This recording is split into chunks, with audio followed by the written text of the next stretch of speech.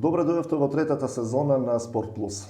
Чест ми е да го најавам мојот денешен гостин, тоа е дама, зад која стои еден македонски рекорд, еден невообичаен подвиг кој е направен неодамна, а на кој ќе го посветиме денешново издание на емисијата. Добре дојде за Симона Таповска, од неодамна собственичка на македонскиот рекорд во длабочинско нуркање. 102 метри во кои води? Во водите на Црвеното море, во Египет. Како се случи овој рекорд? Колку време се подготвуваше за него и колку е лесно или тешко да се постигне било што во длабочинско нуркање, со оглед на тоа дека не се работи за рекреативно нуркање, туку се работи за техничка дисциплина која навистина бара сериозни подготовки. За да бидеш подготвен да одиш на длабочини на 100 и повеќе метри, се разбира мора да поминеш серија на курсеви и едукација. Јас сум рекреативен нуркач од 2007 година, меѓутоа одамна ми беше желба да постанам технички нуркач. Па во консултации со наша македонка Ирина Милошевска, која е воедно и првиот технички нуркач жена во Македонија, добив поттик да започнам со техничко нуркање минатата година и бев во потрага на инструктор со кого ќе го извршам тренингот и контактирав повеќе инструктори, меѓутоа некако најмногу се поврзав и најголем впечаток ми остави инструктор од Египет, неговото име е Ахмед Габар и тој воедно е и го држи рекордот, Гинисовиот рекорд од 332,5 метри и тоа е најдлабоко нуркање на светско ниво. И со него се конектиравме, го контактирав преку имейл, стапивме во контакт, имавме видеокол и после неколку разговори се договоривме да започнеме со тренинг. Тога завршив нуркање до 60 метри длабочина со мешавина на 3 гасови, хелиум, азот и кислород, меѓутоа со проценти на нормоксик трајмекс се вика, но тоа се проценти на кислород кои можеш да ги дишиш од самата површина на водата и потоа во текот на целата година тренирав, одев на повеќе дестинации за нуркање, за да можам да се спремам за оваа година да го земам курсот Advanced Trimex, кој овозможува нуркање до 100 метра со мешавина на 3 гасови и разликата со овој од претходниот курс е тоа што тука веќе се користи Hypoxic Trimex, тоа значи дека се користат гасови кои се осиромашени со кислород, бидејќи кислородот е токсичен на големи длабочини и при толкави длабочини мора процентот на кислород да се намали. Значи ми беше потребна една година и при тоа претходно имав искуство во нуркање за да можам да бидам подготвена за самиот курс пред се, а потоа да одиме и на нуркање малку и над 100 метри. Најпрви ми претходеше курсот на кој ти го доби сертификатот кој го спомнавме и тоа е курс за длабочинско нуркање до 100 метри. Тоа е курс до 100 метри, да. Меѓутоа тоа е последен курс за длабочинско нуркање на агенцијата TDI, Technical Diving International. И после тоа немаат други дипломи. Тоа е највисокиот сертификат кој можеш да го земеш за длабочина и после тоа немаат други сертификати. И самиот сертификат се состои од вежби и кои те припремаат како да постапуваш, како да се однесуваш и како безбедно да излезеш на површина од големи длабочини, бидејќи тоа не можеш да го направиш наеднаш. И покрај подготовката како да се однесуваш во вода и како да се снаоѓа со различни проблеми. Исто така учиш како со каков тип на гасови да нуркаш и како да ги одбереш соодветните гасови за да стигнеш до одредена длабочина и да се вратиш во оптимално време. Исто така, сега тоа и до самиот инструктор, јас сум многу благодарна до мојот инструктор, бидејќи ме научи на посебна методологија, ми ја пренесе неговата методологија, бидејќи тоа е еден посебен начин како да стигнеш до тие длабочини, без да го смалиш ризикот од декомпресија, и воедно да излезеш и безбедно и без дополнителни ризици. Така. По сертификатот следеше твојот подвиг, односно обид да отидеш над границата од 100 метри, успешно за тебе, 102 метри. Какво е чувството кога ќе се постигне нешто за кој имате толку голема желба, сено сте свесни дека е потребна, самите спомнавте, подготовка исклучително долга, месеци, година и така натаму? Па, во самиот момент, мислам, подвигот од 102 метри беше и личен раст и развој за мене, бидејќи на некој начин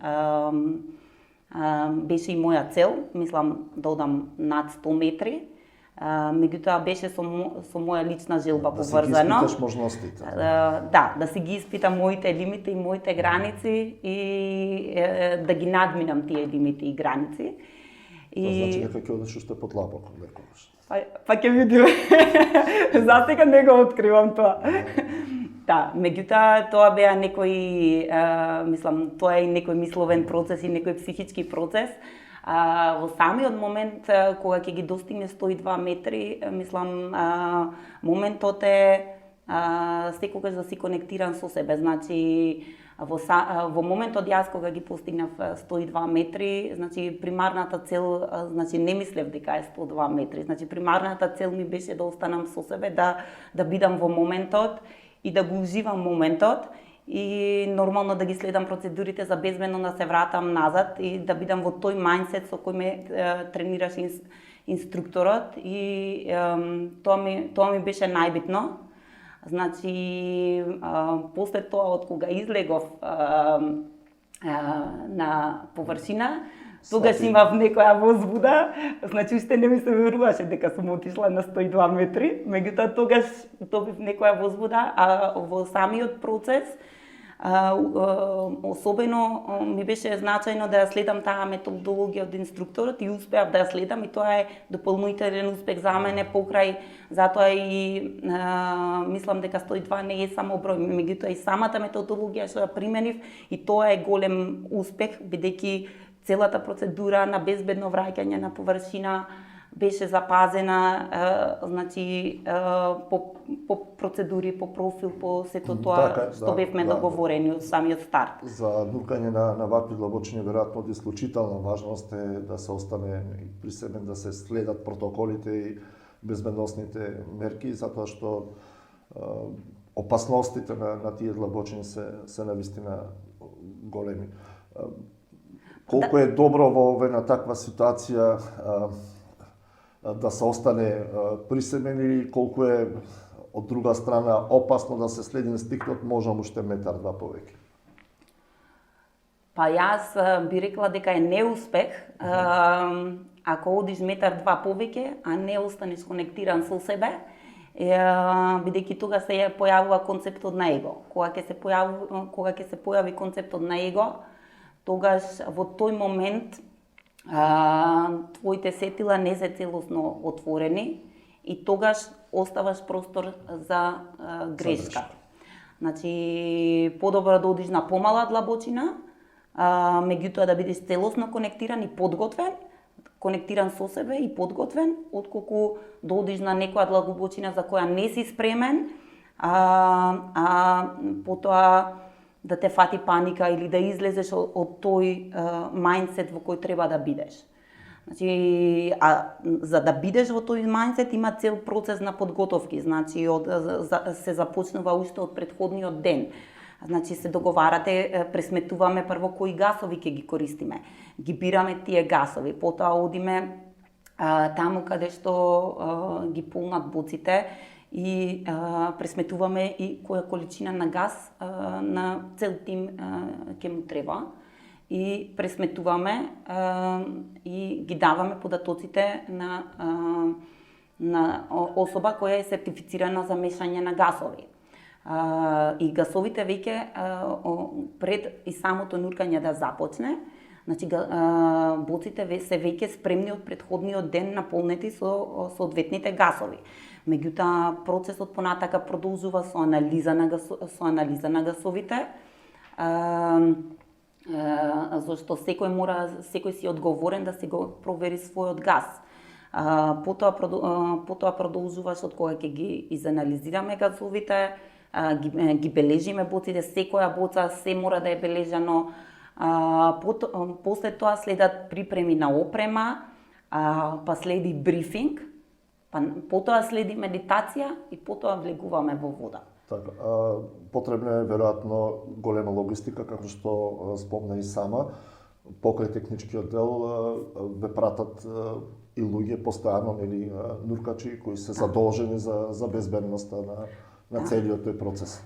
Самиот инструктор си имаше свој тим и голема благодарност за целиот тим на Габартек, кои се исто така технички нуркачи, кои исто така беа вклучени во самиот процес. Дел од нив, значи, исто сакаа да постигнат своји рекорди, дел од нив беа сапорт дайверс, значи служеа за поддршка и значи помага во целиот процес бидејќи логистиката е голема, се користа, значи за да стигнеш до 100 метра ти треба, значи, еден twin set, тоа се 2 боци на грб и плюс дополнително 3 stages, односно тоа се 3 дополнителни боци кои ги носи странично. И секој што влегува и што оди на таа длабочина ги носи истите боци. Не се остава ништо на случајност, тоа е. Не се остава ништо на случајност. И секако дека имаш поддршка, значи ние имавме на 85 метри човек кој ни беше поддршка за секој случај, значи кога се враќавме назад. Значи тој беше на поплитко за да имаме поддршка.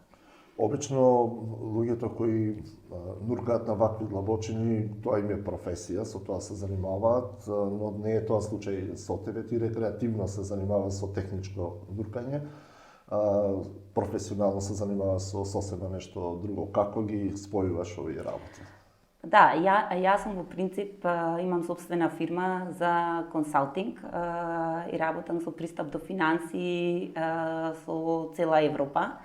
Како ги спојувам двете работи, интересно, бидејќи нуркањето ми е баланс, на некој начин баланс да излезам од тоа што... Вентил.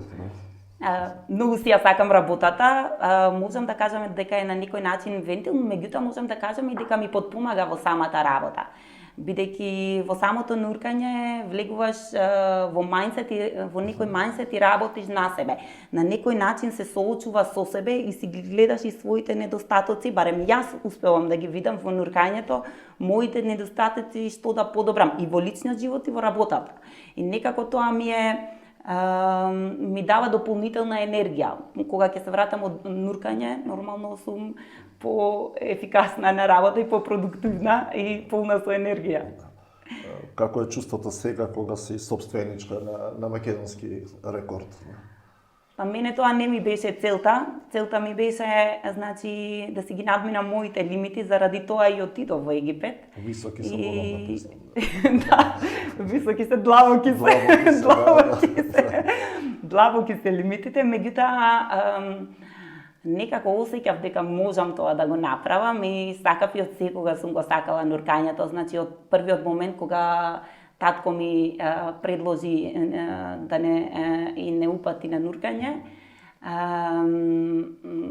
Почна тука, во Охрид на Охридското езеро. Да, тука почна во Охрид на Охридското езеро, почна во клубот Амфора, како рекреативен нуркач и секогаш имав желба за технички нуркач, да постанам технички нуркач, меѓутоа кариера, учење, работа И дојде еден момент кога решив предходната година дека морам да си ја остварам. Дојде времето. Дојде времето. Да. Море или езеро, што е разликата во нуркањето или особено при техничко нуркање, има ли некаква разлика? Се преферирали повеќе море или езерска вода за вакви подвизи? Па сега тоа е индивидуално, меѓутоа морам да кажам дека морето е потопло и бидејќи студот придонесува кон може да го зголеми наркозата, може да придонесе кон декомпресија, на издржливоста. Езерото, пример, Охридското езеро е доста ладно и процесот нормално би бил поотежнат, меѓутоа не е невозможно. Нема преференца помеѓу температурата е веројатно. Температурата е фактор, меѓутоа и во Охрид во летно време тогаш би можело да се оствари. Ова време не верувам дека, мислам, со одветно суво одело и со подебела со подебело пододело би можело да се оствари во секој случај. При крај сме на емисијата, само уште едно до две прашања. Ги познаваш добро состојбите во македонското нуркање, клубовите не ги има премногу и така натаму. Има ли млади кои се занимаваат со овој спорт повеќе или е сепак тоа еден поинаков спорт, бара поголема сериозност или повозрасте се занимаваат повеќе со него? Има ли некоја граница? Кој е советот до младите кои би сакале да се занимаваат со нуркање? Па веќе сега е дозволено и од тинејџерски години да се започне со нуркање. Јас би ги поттикнала младите во Македонија да го пробаат овој спорт, бидејќи е необичен, интересен, друга димензија и мислам дека водата е единствена средина која може да се спореди со Вселената, бидејќи си во безтежинска состојба. И тоа е на некој начин интересно да се искуси. За крај, еколошкиот момент на нуркањето, секогаш вие нуркачите укажувате на се она што не е видливо од површината, тоа е нашата ниска еколошка свест и слаба култура, ако може така да се каже, благо кажано. Особено ако се погледнат фотографиите и видеата кои ги прават нуркачите од редовните акции за чистење на дното на Охридското езеро. Зошто го правиме тоа и како да го спречиме? Па мислам дека самото чистење, тоа што ги правиме акциите за чистење се супер иницијатива, меѓутоа треба да се покрене и свеста, бидејќи ако тоа е некој константен круг, некој фрла, некој собира. Тука би требало повеќе да се работи на свеста и на влијанието. Тука јас би тргнала од самата едукација на децата уште од мала возраст, за веќе да се подигне свеста уште од мала возраст.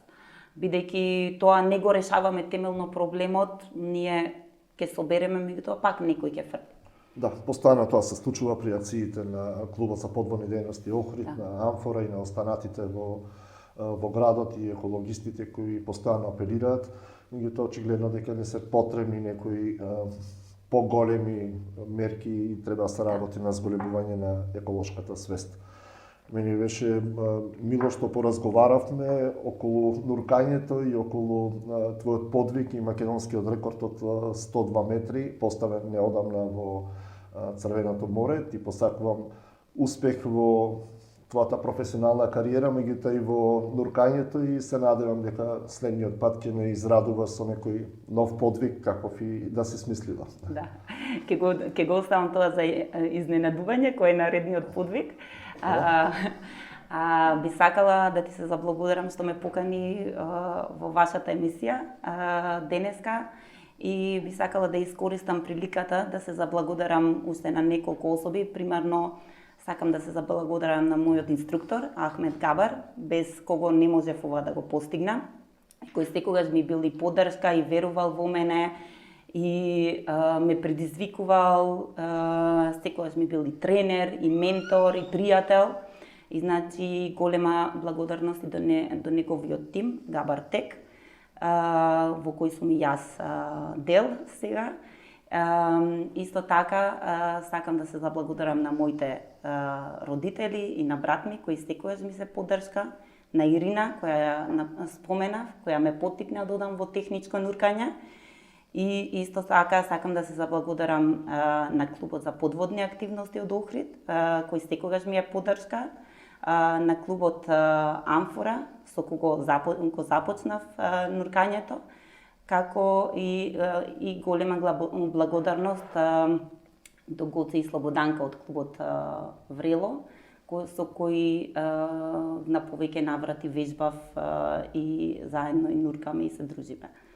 Јас ти благодарам на тоа што се озва на поканата и што еве на гледачите им откривме некои тајни од светот под морските длабочини. Ти стигна до 102 метри и следната цел ќе видиме која ќе ти биде. Вам, почитувани, ви благодарам на вниманието со кое не следевте. Останете и понатаму информирани. Следете на порталот Охрид Нјуз и на социјалните мрежи на Facebook и Instagram.